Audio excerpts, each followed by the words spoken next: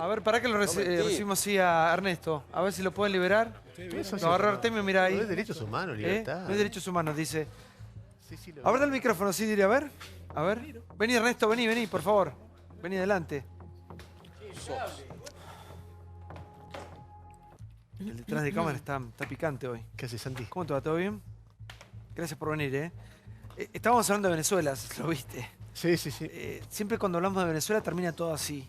¿Cómo se puede tener una mirada tan antagónica de cuestiones que tienen que ver con cuestiones humanitarias, ¿no? De emergencia. Yo pienso igual. A mí me parece que me cuesta entender por qué alguien defiende el régimen de Maduro. A mí me parece que el régimen de Maduro es una dictadura. Pero por donde lo veas, ver cuáles son los parámetros que uno elige para ver si hay una democracia o una dictadura. Si hay presos políticos, no si hay uno o dos, sino si hay cientos de presos políticos, si se reprimen manifestaciones, hay cientos de muertos y no se investigan, si las Fuerzas Armadas entran a barrios y requisan los domicilios sin orden judicial de opositores, si hay independencia del Poder Judicial, si hay libertad de prensa, si hay elecciones periódicas vigiladas con control independiente. Es decir, cualquier parámetro que vos elijas de qué es una democracia, cuál es el lugar de la identificación del poder militar con el partido político que gobierna.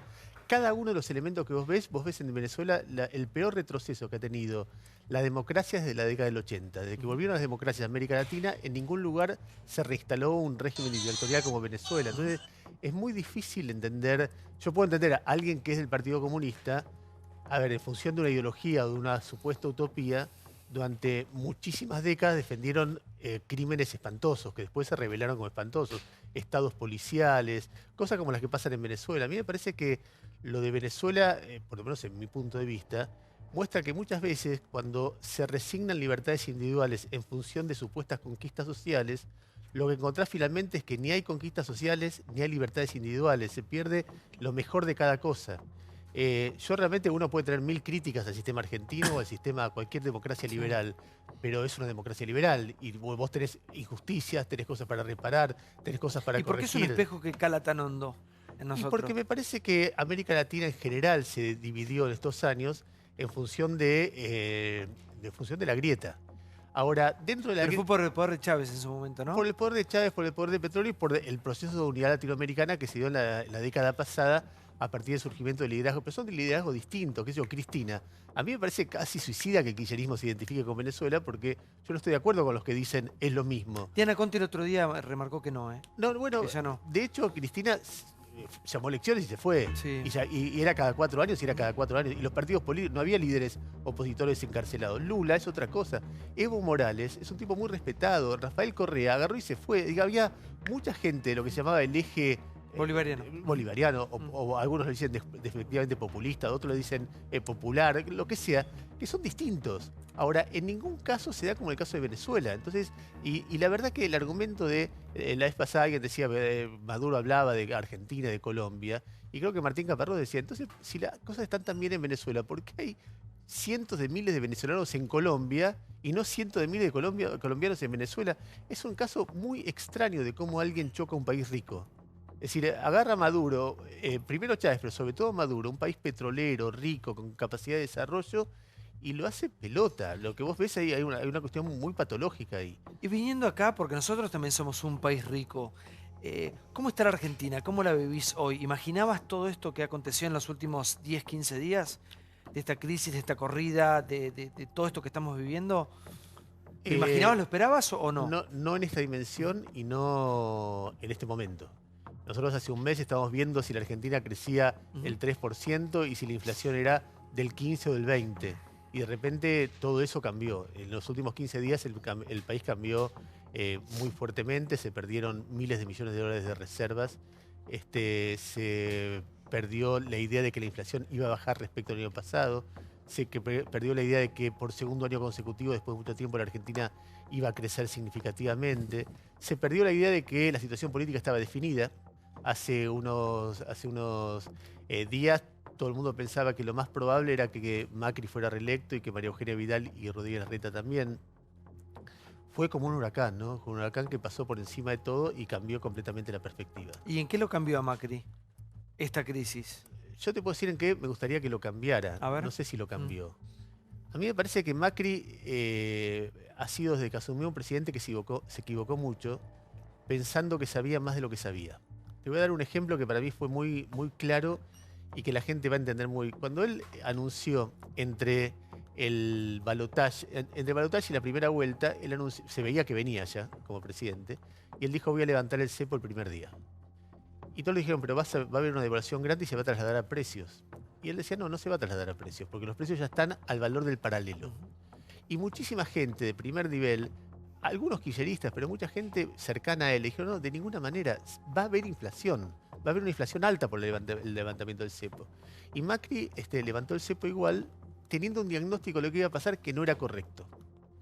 A eso se le suman muchas otras cosas que fueron incorrectas. Por ejemplo, se planificó un proceso de baja de inflación. El primer año iba a ser 25, fue 40. El segundo año iba a ser 17, fue 25. El tercer año iba a ser 10, no, iba a ser 15. Con suerte va a ser 25. Hace muy poco tiempo liberaron el precio del petróleo. Y dijeron va a bajar, subió 35%. En cada uno de los aspectos que vos ves un gobierno que por momentos parece como que, él lo dijo muy claramente, dijo, yo pequé de exceso de optimismo. Bueno, qué sé yo, es un pecado bastante grave para un presidente en un país que tiene mucho, porque vos decís, bueno, un piloto despega un avión sin chequear todo. De repente es optimista porque cree que no le va a pasar nada. Ahora, ¿quién se quiere subir a un avión donde el piloto no chequea todo lo que está haciendo? Él hereda una situación muy difícil, pero las medidas que toma para tratar de solucionarlo son medidas que hoy ellos mismos reconocen que fueron equivocados. Cuando Macri dice no coordinaba bien el Banco Central con con el Ministerio de Economía. Bueno, ¿cómo es eso? Porque lo primero que se dijo era que todo era fácil, que era el mejor equipo de los últimos 50 años. Sí. Y nos encontramos con una serie de medidas que hoy mismo el propio gobierno reconoce que fueron equivocadas. Y me parece que parte del costo que se está pagando ahora tiene que ver con eso. Entonces uno lo que espera, vos decís, ¿en qué cambió Macri? ¿En qué me gustaría a mí que lo cambie? En que tenga mucho pesimismo, que cree que cada una de las medidas que va a tomar puedan tener costos muy altos. Por ejemplo, lo que se está hablando ahora del ajuste y ese tipo de cosas. Y Duhovne, ¿cómo lo evalúas en este momento? Duhovne, que ahora le tira obviamente toda la responsabilidad y todo el poder a él. De hecho, lo llaman el superministro. ¿Está capacitado? ¿Crees que sí? ¿No? No me parece que sea superministro. Es muy raro lo que hicieron, porque Duhovne era uno... ¿Y por qué lo hicieron? ¿Qué crees? ¿Para sacar responsabilidad a Marcos Peña? A mí me parece que están en un momento de confusión, o por lo menos que quieren privilegiar la persona que negocia directamente con el fondo, pero yo no lo entiendo porque vos tenés una jefatura de gabinete que coordina a los ministros. Y en el medio un ministro que vos lo querés privilegiar, pero no le das el rol de ministro de Economía y a los otros lo ponés como secretario, sino de ministro coordinador. No se entiende bien qué significa ministro coordinador, cuál es el poder real que va a tener. Se supone que antes de hablar con Marcos Peña o con Macri, Aranguren va a hablar con Duhovne y que Aranguren le va a pedir permiso. De título, ¿no? ¿Entendés? Es un organigrama que queda como muy complicado. Hay un jefe de gabinete, dos vicejefes de gabinete que tienen el Excel. Parece que el Excel ahora lo comparten con Duhovne y Duhovne coordina a un grupo de todos los demás ministros que le tienen que pedir permiso para... a mí me cuesta mucho entender cómo va a jugar el rol de Duhovne en este caso. Sí, por favor, Severino. Bien. Pero vos, ¿qué crees que comienza ahora? ¿Una nueva etapa que terminó el gradualismo? Y en todo caso lo que viene va a ser peor, va a ser un ajuste. Mira, en principio terminó una etapa en la cual el gobierno lo que planteaba es que había tiempo para contraer deuda porque lo que los inversores miraban era la relación entre deuda y PBI. ¿Te acuerdas que decían eso? Como la relación entre deuda y PBI es muy baja, hay 2, 3 años para contraer deuda y ir haciendo transformaciones para después, que la Argentina sea un país confiable. Y entonces cuando uno preguntaba, pero seguro que es eso, porque mira que nos estamos transformando en el primer deudor del mundo. No, eso no importa cuánta deuda vos tomes por año, lo que importa es la relación deuda-PBI. Y tenemos tiempo. Bueno, lo que se vio estas últimas semanas es que eso no existía, que quienes decían, ojo, tomar deuda tanto en un solo año generaba una desconfianza que puede terminar en una crisis. Entonces, eso es lo que pasó en estos años. Entonces, la idea de que esa idea gradualista, que cada año vos ibas a tener un poquito menos de inflación, un poquito más de inversión, un poquito más de crecimiento, un poquito menos de déficit, y la confluencia de varios años en ese sentido, ibas a tener una Argentina robusta y totalmente distinta, Bueno, eso se terminó y me parece que hoy tenemos todos la noción bastante precisa de que estamos en una especie de bomba de tiempo, que en cualquier momento puede haber un soplido que genera otra vez una fuga de capitales muy rápida y entonces hay una cuestión de que más allá de lo que haga Argentina, a mí me da la impresión de que hoy estamos muy como a merced del azar. Digamos, lo estábamos antes también, pero como en 2 años no había pasado esto que pasó, no nos dábamos cuenta. Toda la gente que decía, miren que puede pasar esto, miren, bueno, hoy se demuestra que tenían razón. Y el problema es que hoy, al haber liberado el cepo completamente, es decir, no hay ningún tipo de control del mercado de capitales, y qué sé yo, qué es lo que puede pasar en el futuro. Vos hablás con todos los analistas de sectores financieros del más diverso palo, desde los que critican al sistema financiero hasta los que trabajan adentro y te dicen, esto puede pasar de nuevo, más fuerte o más débil en cualquier momento. ¿Cuándo? No sabemos. Para que no es analista, pero sí es muy crítica ahora del gobierno de Mauricio Macri, pero da su vida para que Cristina no vuelva nunca más. Esto lo dijo Mirta Legrand. La vemos, Mirta Legrand en su mesa dijo lo siguiente, mirá. Daría mi vida para que no vuelva nunca más el kirchnerismo. Mirá lo que te estoy diciendo, Bueno, daría mi vida. Tenés tus motivos para Sí, eso, sí, seguramente. sí. ¿A qué te referís? Y me refiero a lo que pasa. Pero Nosotros... vos no podés ignorar lo que robó el gobierno anterior. No, yo no niego nada. Yo daría mi vida para que no vuelva nunca más el kirchnerismo. Victoria, Entre Ríos. Y hicieron un sketch muy gracioso, Flor de la B y Gladys Florimonte. Y Gladys decía, Mirta, que era macrista, ya no es más macrista. No es cierto, yo sigo apoyando este gobierno muchísimo. Lo que sí, sufrí una decepción porque dije, pero yo confié, yo creí. ¿Qué pasa? ¿Se acabó la Argentina? Yo confié, yo creí. ¿Qué pasa? ¿Se acabó la Argentina? Se viene el país encima, la gente no puede vivir. Sigo apoyando este gobierno muchísimo. ¿Crees que esto le pasa a mucha gente que votó a Mauricio Macri? ¿Qué le pasa? ¿Qué cosa? ¿Que daría la vida para que no venga No, Cristina? esta cosa de no estar conforme, de estar Y es el insatisfecha. peor momento de la relación de Macri con la sociedad desde que asumió. Claramente, vos ves cualquier indicador, cualquier encuesta a la que se te ocurra y lo ves muy bajo. Lo ves muy bajo, pero todavía con cierta solvencia política. Quien diga hoy que Macri está terminado para el 2019 se equivoca, y mucho más si piensa que Cambiemos está terminado. El Cambiemos tiene plan A y plan B. El plan A es Macri y el plan B es María Eugenia Vidal. Vos ves las mismas encuestas que los muestran cayendo muy fuertemente y con mucha desesperanza. Siempre se cuenta esto, pero la gente antes decía, estamos mal, pero vamos bien. Me imagino dentro de un año que voy a estar mejor. Estoy peor que hace un año. Hoy no. Hoy la inmensa mayoría de las encuestas que le vota a la gente como está, te dice en un año voy a estar peor. Ahora, esas mismas encuestas, cuando pones escenarios de balotaje, María Eugenia Vidal le gana por 10, 12 puntos a cualquier contrincante. Y Macri empata, o depende con quién, gana por un poquito, es decir, es como un final abierto.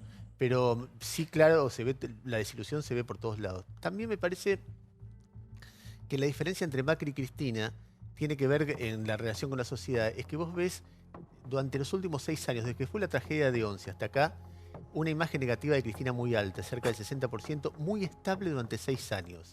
Es como si hubiera un sector muy importante de la sociedad que dijera, muy importante, 60%, del otro lado y otro 40%, ¿no? Pero hay un 60% que dijo, no quiero ni escuchar, no hay diálogo, cualquier cosa que diga Cristina ni la escuchan.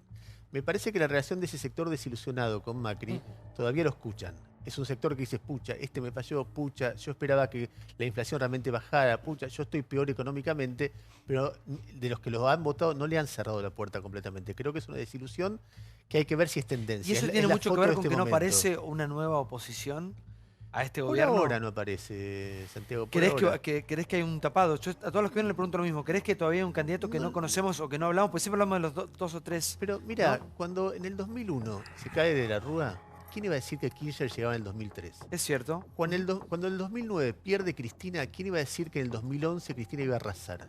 Cuando en el 2011 gana Cristina, 54%, ¿quién iba a decir que aparecía Massa rompiendo con el kirchnerismo y le ganaba?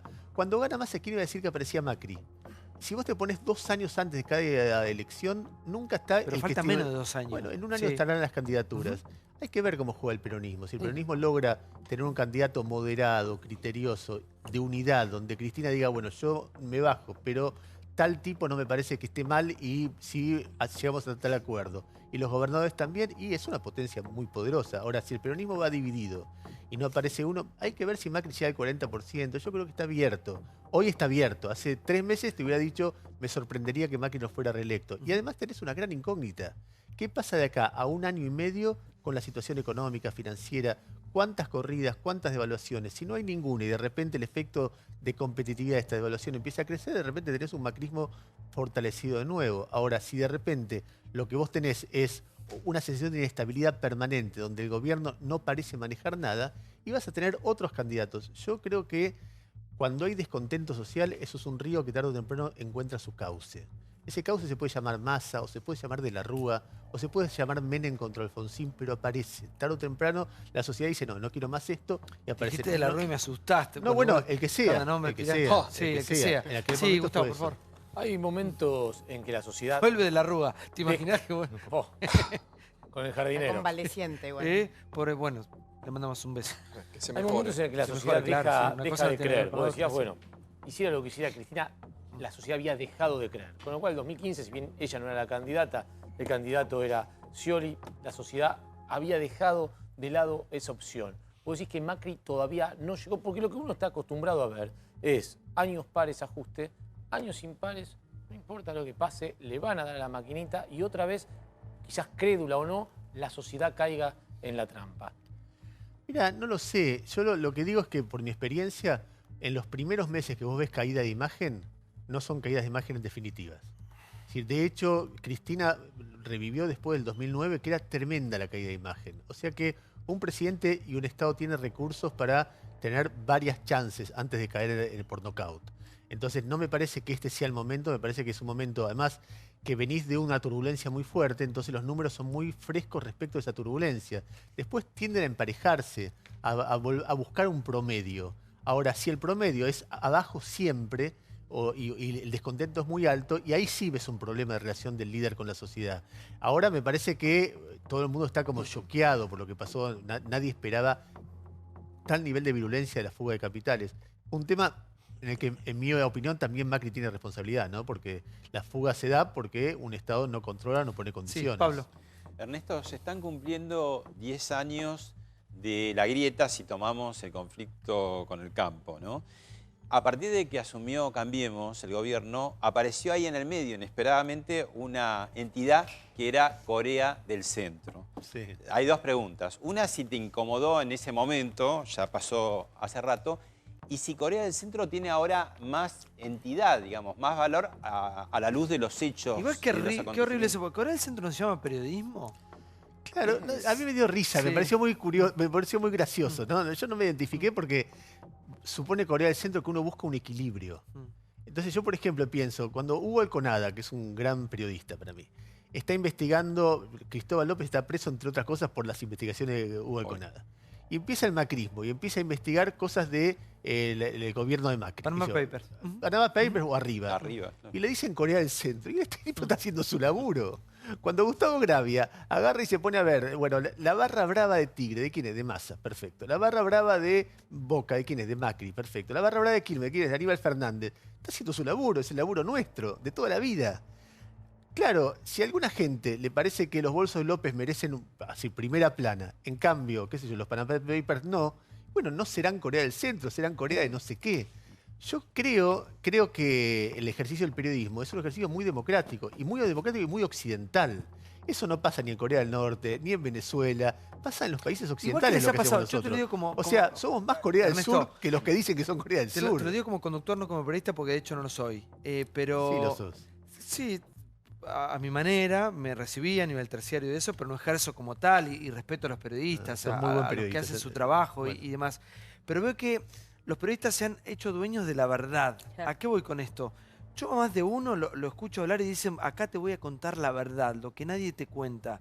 ¿Por qué estamos en una era que hay una verdad para unos y una verdad para otros? ¿La verdad no es una sola? Mira, ese es un periodismo más de opinión y me parece que es un fenómeno bastante televisivo. En televisión, en función de la exigencia de la medición, Te meto un minuto, sí. es cierto. es como que rinde mucho el tipo que te levanta el dedo, que golpea la mesa, tipo, no sé, los viejos periodistas de 9 Diario. Y me parece que en gráfica no se ve tanto, y me parece que hay más matices. Y yo prefiero un periodista que trata de hacer pensar, que trata de aportar alguna idea, que trata de hacer una pregunta criteriosa, que tiene buena información, que es moderado. Yo prefiero eso. pero me doy cuenta que la televisión empuja a extremar posiciones. El tipo que es A, el tipo que es B, y entonces se grita y se gana un lugar en función de eso. Pero me parece que los problemas son complejos y que la televisión un poquito a veces distorsiona un poco eso. ¿Rabanal? Uno de los elementos de esta... No definitorio, pero uno de los elementos de esta crisis es lo que vino pasando dentro de Cambiemos. Y esto es lo que a uno a veces lo preocupa un poco de esta coalición de gobierno. La estabilidad política de los socios de Cambiemos, de los radicales, de Lilita, que hace su trabajo, pero a veces se le sale la cadena. ¿Cómo ves esa estabilidad con vistas a un gobierno que dentro de 6 meses va a volver a reestructurar una campaña para la reelección de Macri? Pues sí, si llegan. Si llegan unidos y Sí. cómo los ve, porque la verdad que en esta, tanto Carrió Llegan como los unidos, claro, radicales sí, ya entre aportaron tanta lo interna suyo y- para esta claro. crisis, ¿no? A mí me parece que va a depender de cómo van las cosas. Las coaliciones siguen unidas cuando las cosas andan bien. Y cuando las cosas andan mal se empiezan a separar. No solamente Cambiemos. Uno tiene la idea de que el peronismo tiene más solidez y se divide menos. Y sin embargo el peronismo está dividido hace muchos años. Es decir, cuando las cosas empezaron a andar bien, mal se separó Massa, o se separó antes Felipe Solá, o aparecen todo el tiempo subperonismos. Hace muchísimo tiempo que el peronismo no va unido a una elección. Y lo mismo, Cambiemos logró conducir un sector de la sociedad que mayoritariamente es no peronista. Un sector es antiperonista, otro sector es no peronista. Eso es el gran logro de Macri. Entonces tiene ese 40-42% de la última elección y por ahí en alguna pueda tener más si le va bien.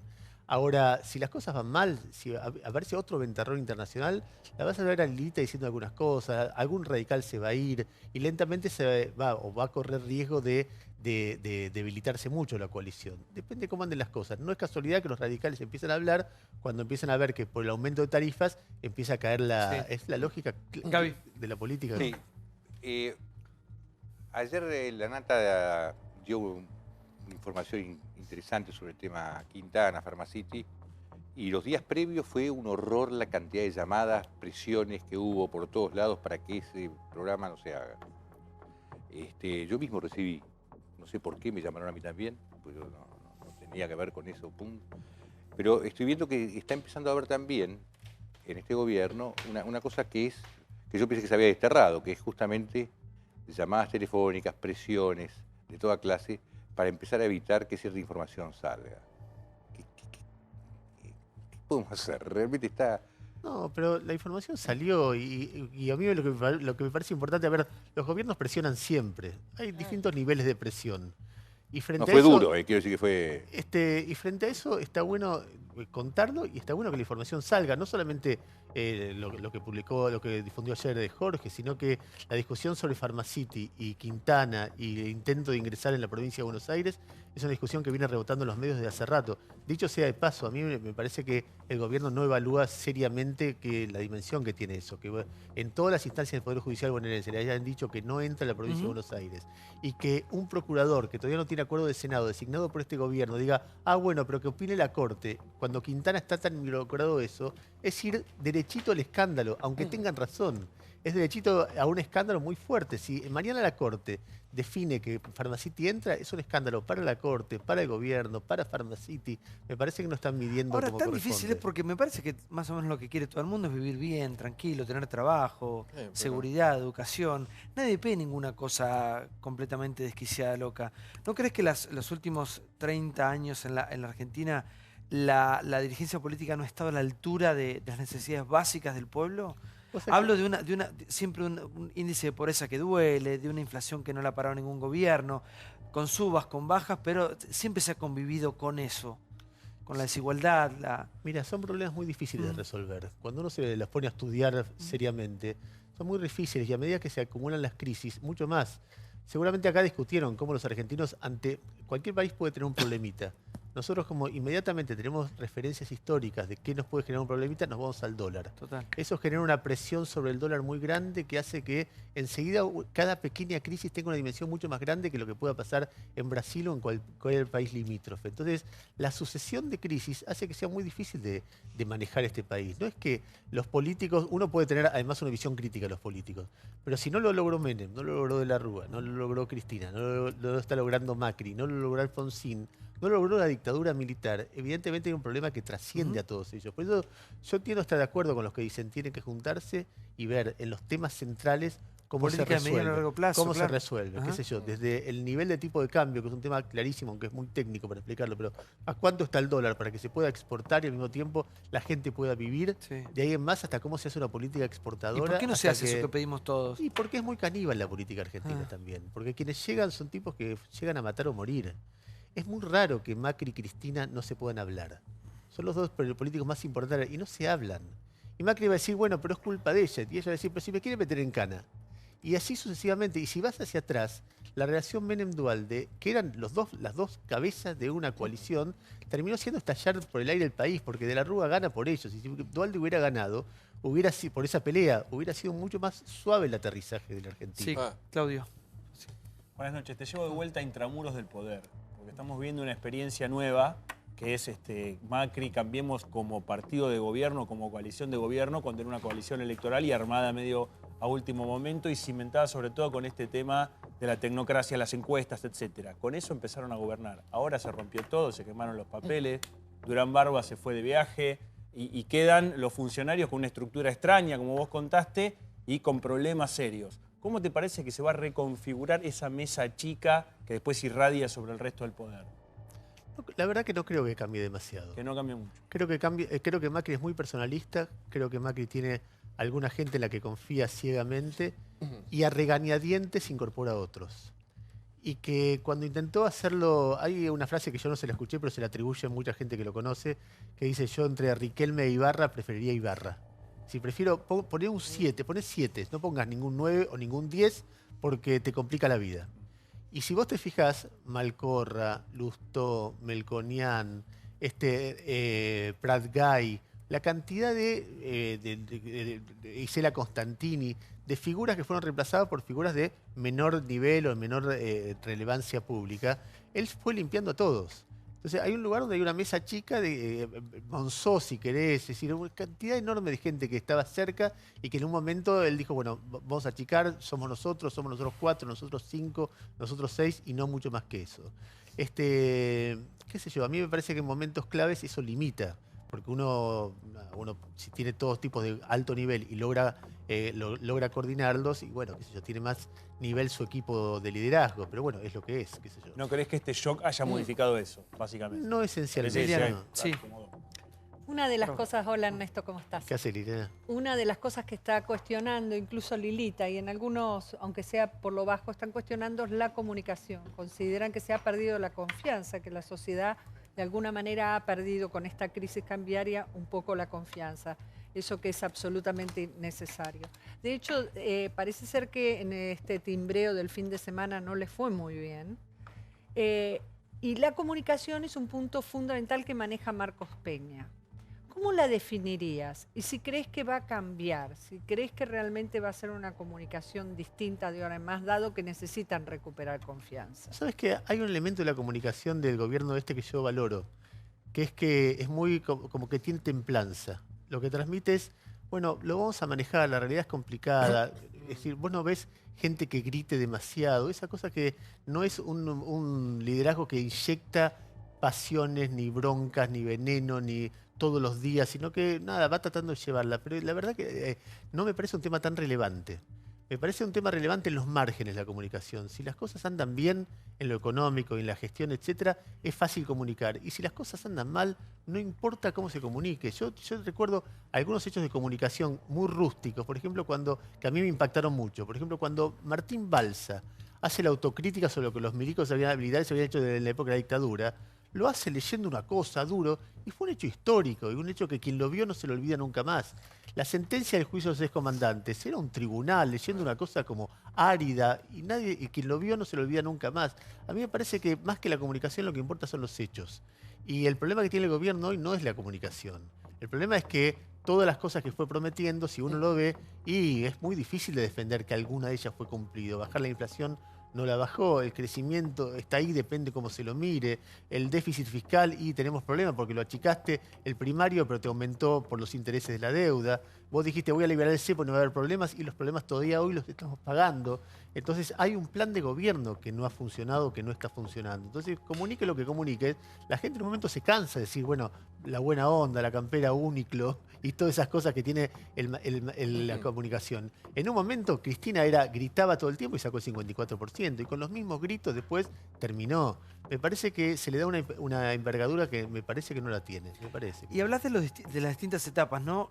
¿Qué se viene ahora? ¿Cuál es lo nuevo? ¿Qué es lo nuevo en política? ¿Cuál va a ser el punto de quiebre para la política argentina? No lo sé. Se viene un momento de mucha incertidumbre. ¿Cuál es el recambio en la política Yo coincido, argentina? ayer leía a un economista, Pablo Gerchunov, que planteaba su preocupación de que si vamos a una nueva desilusión, el sistema democrático puede ponerse en riesgo, porque si durante mucho tiempo, años y años y años, uno y otro va desilusionando a la mayoría del pueblo, en algún momento el pueblo va a decir, bueno, y si probamos otra cosa, y sería una tragedia para Argentina. Eso es lo que pasa en Estados Unidos, ¿no? Bueno, en Estados Unidos, Claro. pero dentro del sistema democrático. Sí. Pero la desilusión es como un campo fértil para cualquier aventurero, y a mí me preocupa mucho. Macri tiene en eso una responsabilidad que tiene cualquier presidente, que es no generar una nueva desilusión y tratar los temas con seriedad. Para mí la salida del cepo no fue tratada con seriedad. En ese momento se discutió mucho y fue un tema muy clave. La idea de que un capital, plata puede venir de manera golondrina a un país e irse cuando quiera, es una idea muy extrema de capitalismo. En Chile, por ejemplo, durante muchos años no se aplicó, y el modelo chileno es el que admira Macri. Entonces vos decís, bueno, ¿por qué no pusiste algún límite? ¿Por qué no abriste el cepo de a poco? Porque hay mil preguntas que uno se hace, para mí, sobre ese momento que es clave, el 13 de diciembre del 2015, cuando Prat Guy, con una sonrisa, aprieta el botón, libera el cepo y dijo, ¿vieron que no pasó nada? Y ahí empezó. Bueno, sí, ahora viene la pregunta de Diego. ¿Te quedas un ratito más, no? Sí, claro. Ernesto, un minuto más. Cuni, ¿eh? Mirá el cutis de Débora lo que es. Sacate una selfie. Me quedó impresionante. Todo el fin de semana tuve la máscara puesta.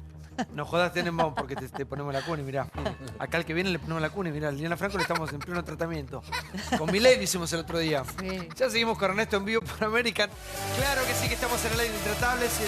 Diego, tu pregunta. Bueno, Ernesto, ¿cómo estás? Diego. Ya antes hablábamos de qué podía llegar a cambiar o no en Macri y demás. Ya todos sabemos, con 893 días, quién es Mauricio Macri. No creo que cambie mucho eso. Ahora, cuando se habla de macrismo, se hablan de buenas medidas, por ejemplo, la salida del cepo, que vos cuestionabas, la continuidad de los planes, que se han dicho que no iban a continuar, lo dan como una buena medida, y que ahora es un INDEC creíble. Sacando eso, para no volver a las mismas respuestas, apelo a tu memoria, vos sos un periodista muy serio y memorioso. ¿Recordás 3 medidas sumamente positivas para el pueblo y para el trabajador que vos digas, wow, llegó este gobierno y ahora sí van a vivir todo mejor? ¿Los trabajadores? Mira, por ejemplo, si tengo que ver medidas, por ejemplo, sobre la segunda mitad del año pasado, empezaron una serie de créditos que eran bastante novedosos. Los créditos Argenta, por ejemplo, que eran créditos donde el gobierno, el Estado se metía en los barrios más populares, donde la gente era presa de los financistas, mesa de dinero, bueno, lo que uno conoce, las Igual que famosas la tarjeta cooperativas. Argenta, como la que estaba antes. Sí, no sé si eran los créditos Argenta, pero eran créditos que eran créditos baratos, más o menos a nivel de inflación, con esa tasa anual, y que fueron tomados. Algunos de esos créditos, también a tasa blanda, fueron los que generaron el boom de compra de motos baratas durante todo el segundo semestre del año pasado. Me parece que durante el año pasado hubo un debate muy interesante dentro del gobierno sobre si lo que había que privilegiar era el ajuste o el crecimiento. Y a mí me parece que ahí fue un momento bastante audaz del gobierno que coincidía con las elecciones, pero que generó el boom de la construcción que se planteó tanto con obra pública como con la industria que derivó después en la industria de la construcción privada, más los créditos SUBA, etcétera, que generaron la baja de pobreza hacia fin de año pasado y de crecimiento de la fuente de trabajo que se produjo. Eso objetivamente fue así. Ahora, si vos me decís una medida puntual, quizás sea difícil de ver. Yo pensaría que hay algunas cosas, porque también, viste, hay que ponerlo en su contexto, porque vos me preguntás y trato de comparar con qué pasaba en la época del kirchnerismo. Y depende de cuál época. Si vos decís la última Cristina, los últimos 4 años, alguna medida puntual, en condiciones económicas parecidas a estas, que haya favorecido, pero de manera muy sensible al pueblo, y tampoco encontrás. Procrear, progresar, el artículo. Sí, bueno, pero son comparables con las cosas que yo te estoy diciendo. Quizá algunas son un poco mejores, algunas otras no. En un contexto también de una devaluación muy fuerte del 2014. Me parece que a partir del 2012 empieza un periodo de frazada corta de la economía. Entonces, mucho margen para hacer medidas que cambien significativamente la vida de la gente no hay. Lo que pasa es que por más que yo te diga todas estas 3 medidas que vos me pedís, la pones en el contexto de la turbulencia financiera en la que estamos y todo se diluye. Porque todo, si esto sigue como fue los 15, 20 días de corrida, de corrida cambiaria que hubo y vuelve a pasar eso, no importa qué medida puntual tomes. No, yo creo que no hubo medidas así, pero bueno, no, me parece que no. Yo creo que algunas hubo, y lo que Como vos para decís, volver a votarlo, digo, ¿por qué la gente volvería a votar? Digo, ¿qué medida hay que...? Bueno, ahora con Macri estamos mejor. No hay, no, la gente vota, no logro eso lo definirá la gente, en todo caso, finalmente, la democracia es un sistema de opciones, depende de qué le pongas vos enfrente. Es cierto. Ahora, cuando vos decís, por ejemplo, mantener la tarifa social en pleno ajuste tarifario, es una buena medida. Cuando vos, por lo menos desde mi punto de vista, es una buena medida. Cuando vos ves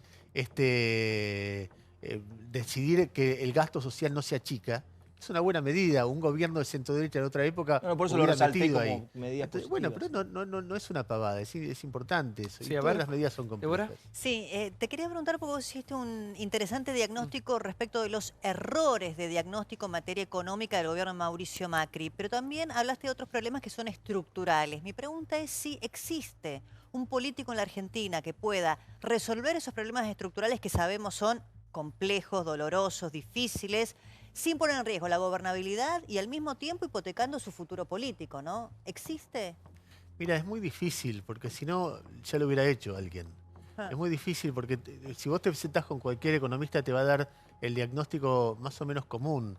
La Argentina básicamente, más allá, mucha gente está diciendo gastamos más de lo que recaudamos. A mí me parece que ese es una discusión sobre si ese es el problema central.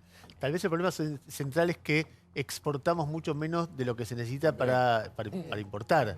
Entonces, en ese caso, el gobierno está encarando, y muchos comunicadores están diciendo, el problema es el ajuste, hay que ajustar de una vez por todas, nadie se quiere ajustar, etc. Y la verdad que por ahí el tema no es lo que gastás, sino lo que producís poco y mal. Entonces, ¿cómo se hace para dar vuelta a eso? Si hubiera un método claro, sería muy difícil de aplicar. Y me parece que estamos viendo por dónde hacerlo. Lo que pasa que si vos lo haces con medidas que son como improvisadas, no impopulares, porque a veces vos tenés que, un gobierno tiene que aplicar medidas, Perón en el 52 hizo un súper ajuste, o Frondizi, o Lula, o Felipe González, hicieron ajustes. Los ajustes a veces son necesarios para que después un país despegue. Pero si vos lo haces a la carga Vargas, decís, bueno, voy a salir del cepo, total no va a haber inflación, ya entrás en un lío que es como una bola de nieve. Entonces, y después te dicen, bueno, calculamos mal la inflación, calculamos mal el precio del petróleo, coordinamos mal tal cosa, creímos que lo que importaba era la relación deuda-PBI, cuando lo que importaba también era cuánta deuda contraías por año. Y todas esas cosas que fueron diciendo, te dan la sensación, insisto, de muchísima improvisación, que no tiene que ver con que si sos gradualista, si sos ajustador o si sos kirchnerista, sino si sos serio y sos congruente, en algún sentido, en el plano económico que planteás, o nada, estás planteando un montón de medidas sin saber las consecuencias que van a traer. Y entonces lo que más me preocupa es eso que Macri definió como exceso de optimismo. Dijo, yo fui muy optimista. Bueno, pero ¿cuál fue el diagnóstico? Porque ser optimista no siempre es una virtud, a veces es un defecto. En este caso, claramente se ve como un defecto, por lo menos yo lo veo así. Sí, la última cortita. Muy cortita. ¿Qué opinás del fenómeno Carrió? Si esta voz crítica desde adentro que regula el sistema y si eso se agotó y no hay que pasar a otra cosa, ¿no? Más gestión, como decís vos también. Y a mí depende del día. Hay días que me encanta lo que hace y me parece que dice cualquier cosa. Lo que tengo claro es que es una persona muy valiente, pero que de repente cambia el discurso. Entonces, los planteos morales que hace Carrió a veces no son tan estrictos como parece que son cuando los dice. Cuando Carrió dijo, mi límite es Macri, y termina siendo la número 2 de Macri, vos te das cuenta que eso que se aplicó en aquel momento de repente se aplica para el futuro. Y entonces los límites que tiene hoy, tal vez mañana no sean sus límites. Creo que es una política mucho más pragmática de lo que parece. Creo que con poco territorio y poco dinero es una figura central y eso es una capacidad que hay que reconocerle. Pero también desconfiarle, discutirlo. Nadie tiene la verdad. Ernesto, obviamente nosotros tampoco. Muchas gracias por haber venido. Gracias a vos, Santiago. ¿Qué programa? Vos llegaste en un momento que pensé que se iba todo. Sí, pensé que se iba todo a la mano. A Caracas. Estuvo complicado atrás el programa también. Es gente que se pelea mucho. Bueno, gracias por habernos acompañado. Gracias, don Antonio Pizzas y Empanadas, nueva sucursal aquí en Palermo, en plan 1513. Don Antonio, el sabor de lo casero. Gracias por estar, como siempre, todos ahí. Gracias, Liguria, por la ropa y gracias a vos. Hasta mañana. Pasar lindo. Seguí en América. Buenas noches.